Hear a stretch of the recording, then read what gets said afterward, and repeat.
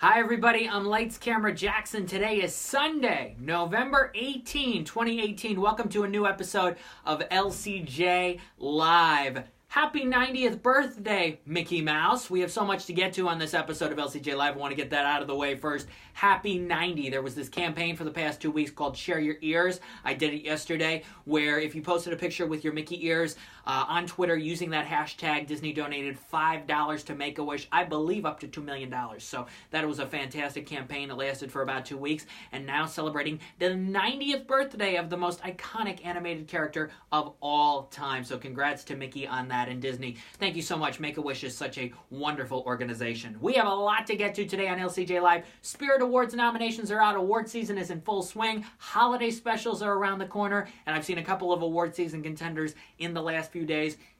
So we will get to all of that coming up. As always, send in your questions and comments. I'll be able to read them right here on LCJ Live. Thanks for joining us here, Bob Hall, right now on LCJ Live. Okay, box office. Look who's behind me. It's Johnny Depp. Fantastic Beasts, The Crimes of Grindelwald. $62.2 million. Here's the thing. The first Fantastic Beasts, I think, did around $74 million its opening weekend, so this is a notable decrease for the franchise. It's also notable, I think the Signal's back. Signal was gone a second. It's also a notable decrease, especially because they put the money in from Tuesday night. I saw it on Tuesday night, a special advanced screening they did nationwide, and select theaters around the country, and that money was $1.8 million. They stuck that into Thursday, so Thursday's total was a significant decrease from the previous first movie's Thursday total. Yeah, this franchise is already going downhill because those who grew up with Harry Potter, I don't think care about Fantastic Beasts nearly as much as the Harry Potter saga, and this generation of kids, because these Fantastic Beasts characters are not kids, cannot relate nearly as much to these characters. So we're seeing this. I don't think all the random Potter references, and I know some people on social media the past few days were saying they're not random, they're for the diehard fans. Some of the references, all of them being thrown in there by J.K. Rowling, that didn't work to get people to come see this movie. Maybe it won't get to $200 million. The first one did $234. Maybe that won't happen for Fantastic Beasts, even with the added star power of somebody like Johnny Depp and Jude Law and other members of the cast. So Fantastic Beasts, The Crimes of Grindelwald, just $62.2 million. In second, Dr. Seuss's The Grinch, another $38 million, and Bohemian Rhapsody in third. Two new movies rounded out your top five for this weekend. One of them being Instant Family, the comedy with Mark Wahlberg and Rose Byrne from the director of the Daddy's Home movies. $14.7 million. That's a little low. That's significantly lower than what the Daddy's Home movies opened to. It might build up a little momentum over the Thanksgiving holiday, get some families in there, but you're also going to have Wreck-It Ralph cutting into that box office significantly. I don't think Paramount is very happy with just $14.7, and Fox is probably not happy at all with just $12.3 million for Widows. It's a good movie. It's not a great movie. It's got one of the best casts of the year, but it doesn't have one of the best screenplays of the year. It's a solid heist movie. That's basically what it is. It's got a couple decent twists, but it is not amazing. Viola Davis does not give a Best Actress nomination-worthy performance. She simply does not. It's not that kind of movie. Yes, you've got 12 Years a Slave director Steve McQueen, but it's not that kind of movie. And I think audiences are hesitant to spend about 2 hours, a little more than 2 hours of their life seeing this kind of movie in the midst of award season because it's just not that kind of movie. They're hesitant to see another film similar to many other heist movies that have come along in the last 10, 20, 30 years, because that's basically what it is. Again, Widows may bring in some of the older audiences over Thanksgiving who need an alternative, but still, $12.3 million is low, and this movie probably will not break $50 million unless it gets some kind of awards play, but again, I don't think it deserves it. The Nutcracker in sixth, The Star is Born in seventh. Last week's two movies dropped really big. Big drop, 62% drop for Overlord in 8th, and a 68% drop for Girl in the Spider's Web with Claire Foy down to 9th. I saw Claire Foy's going to host SNL. That's really part of her campaign for an Oscar nomination for First Man for Best Supporting Actress. I don't think Girl in the Spider's Web is going to hurt her chances, but this does not help at all. And Nobody's Fool, the Tiffany Haddish movie, rounds out your top 10 this weekend. Other movies At Bob Hall, I was excited.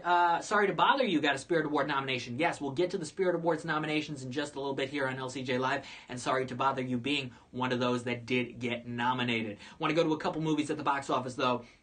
That opened up in limited, one being Green Book, Viggo Mortensen, Mahershala Ali. I think Ali is really good in this. Opened up in 25 theaters with around $300,000. And the film with Willem Dafoe as Vincent Van Gogh, At Eternity's Gate, opened up in 4 theaters with close to $100,000. So 2 big movies in limited release that did very well that will keep expanding. At Eternity's Gate will be a slow expansion. Green Book is going to about 1,000 theaters starting Tuesday night, so you'll have a chance to see it. It is definitely worth seeing. All right, let's get to the Spirit Awards nominations because we've been asked here to talk about the Spirit Awards nominations. They came out on Friday. Molly Shannon and Gemma Chan from Crazy Rich Asians did the nominations. Big day for A24. First Reformed with Ethan Hawke and 8th Grade with Elsie Fisher, Bo Burnham movie led all the nominations. And also Hereditary got Toni Collette a nomination.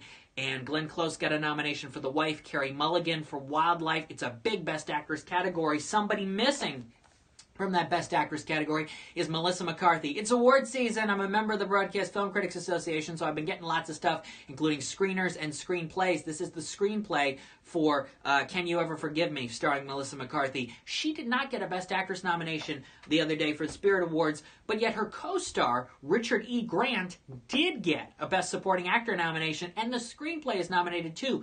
But why did the Independent Spirit Awards community not vote for Melissa McCarthy? It's a tough question to answer. I think you got to break it down in a couple ways. Number one, Melissa McCarthy has never done a movie quite like this before. Number two, there were 6 nominees in the lead actress category, 5 in everything else, so clearly it was a tight vote to begin with, so maybe it was just a tight vote and she just didn't quite get there. But maybe people are just hesitant to reward her for something she's never done before, and maybe it's because it takes about an hour into this movie for her to finally get into that dramatic pull that we really want and that I've wanted to see her do for years and years. Richard E. Grant, it's a well-deserved nomination. He's not in the movie a lot. He's in the film about half as much as Melissa McCarthy, so I was, again, surprised to see him in the equation, but not her. I hope Melissa McCarthy can get some nominations throughout the rest of award season. Critics' Choice, we do 6 for lead actress. SAG Awards is coming up. Golden Globes, we'll see if they qualify the movie as a comedy, even though it's really not. We'll have to see what happens, but Melissa McCarthy was the big snub from the Spirit Awards, but again, A24 did really well. A film called We the Animals from The Orchard got some nominations, and Sorry to Bother You, as well as Black Klansman for Adam Driver, and Won't You Be My Neighbor for Best Documentary Feature nominee. So, more on the Spirit Awards reactions. Go to the website lights-camera-jackson.com for all of the analysis when it comes to that. I've been seeing some movies, watching them. It's screener season. It's that time of year.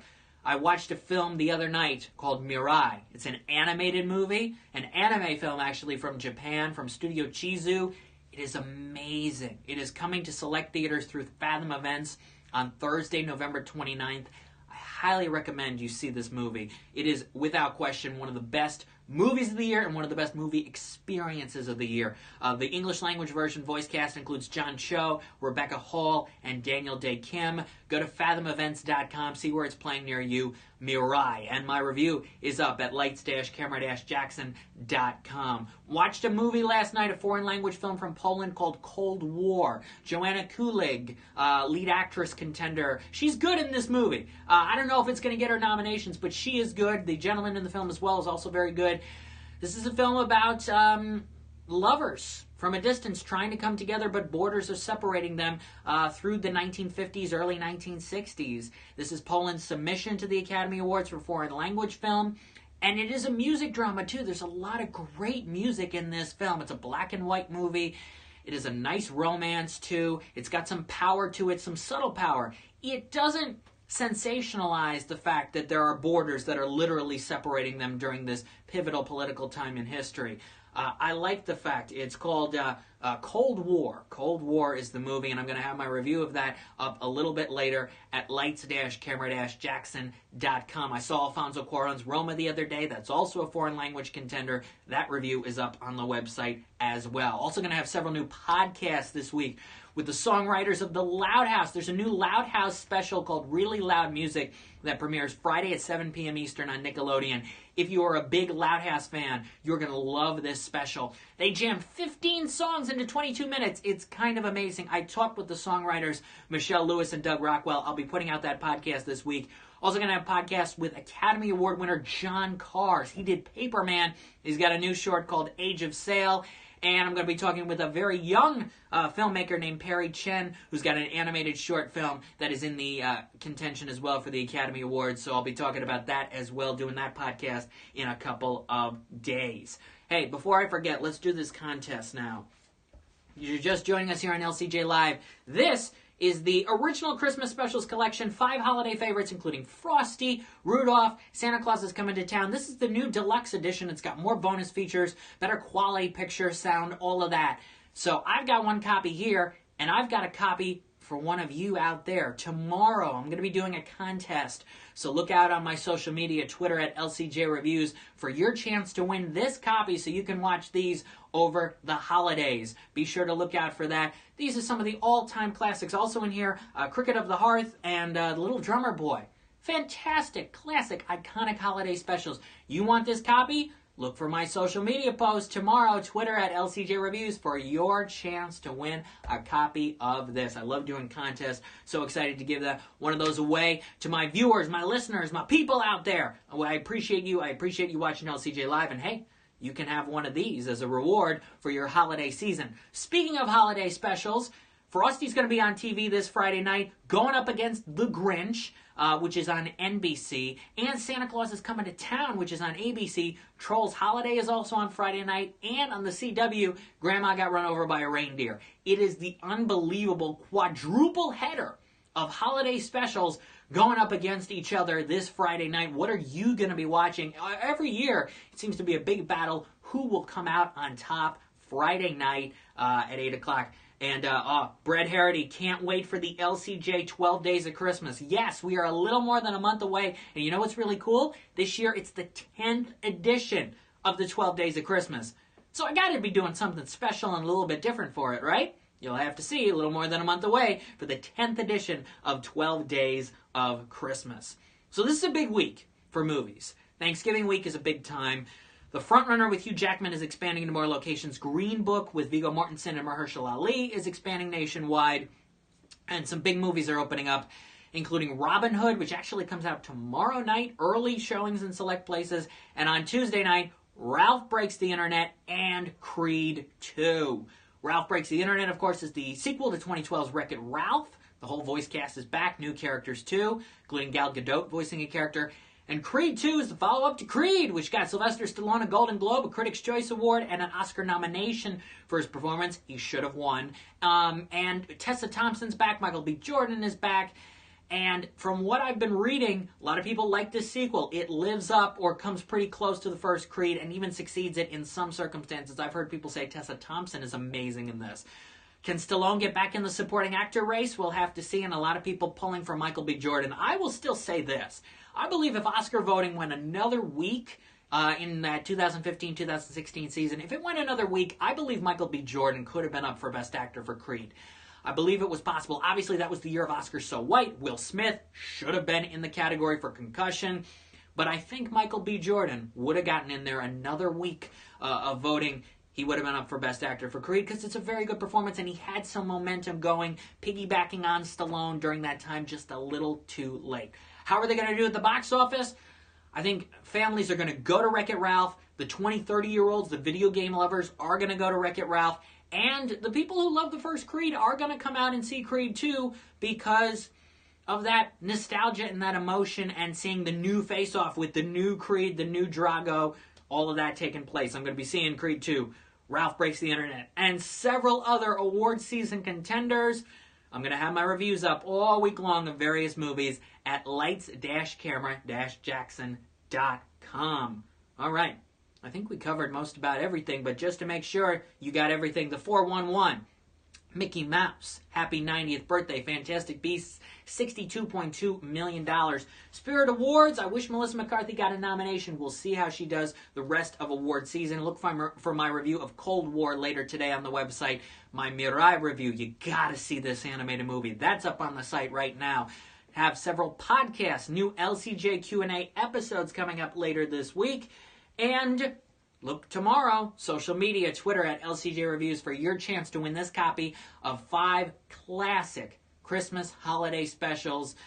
These iconic ones, Frosty, Rudolph, Santa Claus is Coming to Town, Little Drummer Boy, and Cricket of the Hearth. You're going to want a copy of this. Look for the contest. Look for my tweet on Twitter at LCJ Reviews tomorrow. We'll see what happens. Creed 2, Wreck-It Ralph, who's going to be number 1? Probably Wreck-It Ralph. Creed 2 will be right behind. Fantastic Beasts will come in there for 3rd. We'll see how these movies do at the box office. I hope you all have a wonderful and safe Thanksgiving and Black Friday shopping. I'll be doing a lot of screener viewing for Critics' Choice Awards. The Critics' Choice Awards nominations come out 3 weeks from tomorrow. So I've got a little less than 3 weeks to see about 14 movies in order to vote for the Critics' Choice Awards. So we will see what happens there. Golden Globe nominations are coming out soon. The Annie Awards nominations are Monday, December 3rd, so they're right around the corner. SAG Awards nominations, it is that time of year. It's award season central. I've got you covered for what you need to know, what movies to see, skip, who's getting nominated, who's getting snubbed, all of that. Keep it here to my social media and every single Sunday at noon Eastern for LCJ Live. Have a great Thanksgiving. Be safe. Enjoy the food. Enjoy the family. Go see some movies. And I will see you next Sunday at noon Eastern for another episode of LCJ Live. If you are watching this on YouTube, subscribe and watch the latest videos here. Thank you so much for watching. I'll see you next Sunday. Have a great Thanksgiving.